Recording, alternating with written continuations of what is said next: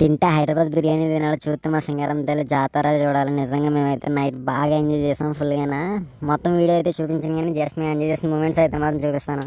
First తీర్థంలో enter అయిన వెంటనే మాకైతే స్పైసీగా ఏదైనా తినాలనిపించి అలా ఫ్రెండ్కి వెళ్ళేసరికి మాకైతే చీకులు అనిపించాయి. అక్కడ అసలు ఖాళీ లేదు, చాలా గుంపులు ఉన్నారు జనాలు అయితే మాత్రం.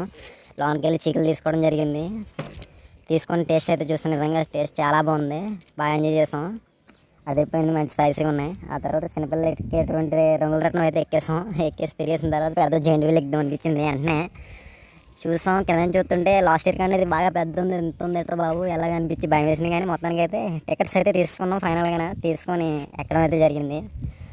స్టార్టింగ్ 1, 3, 4 రౌండ్స్ వరకు మనకి ఏమనిపించదో, అక్కడ నుంచి అటు స్పీడ్ అనేది ఇంక్రీజ్ చేస్తుంటాడు. ఆ స్పీడ్కి మనకి ఏంటంటే కొద్దిగా కళ్ళు తిరిగినట్టు అనిపిస్తాయి. కిందకి అలా దిగేటప్పుడు ఏంటంటే మనకి ఏదో బరువు కోల్పోయి కింద పడిపోతున్నట్టు ఫీలింగ్ ఉంటుంది. ఏదో మేడ నుంచి సపోర్ట్ లేకుండా తోహేస్తే మనిషి పడిపోతాడు అలా అనిపిస్తుంది. కానీ మనకి అయితే ఏముండదు, మా అయితే 5 సెకండ్స్ ఎంతో ఉంటుంది అది ఆ ఫీలింగ్. తర్వాత మాకు మెయిన్ ఏంటంటే పైనుంచి చూస్తే ఆ వ్యూ అంతా చాలా అంటే చాలా ఆసం భలే కనిపిస్తుంది, చాలా బ్యూటిఫుల్గా కనిపిస్తుంది. చాలామంది కళ్ళు మూసుకోకుండా అది ఎంజాయ్ చేయాలి. ఆ దెబ్బకి మాకు చేండు దెబ్బకి కొళ్ళు తిరిగినట్టు అనిపించి కిందకి దిగిన తర్వాత 2 నిమిషాల దాకా మైండ్ సెట్ అయింది. ఇలా తీర్థంలో జెంట్ వీల్ ఎక్కి కళ్ళు మూసుకున్న వాళ్ళు ఎవరైనా ఉంటే కామెంట్ చేయండి ఫ్రెండ్స్.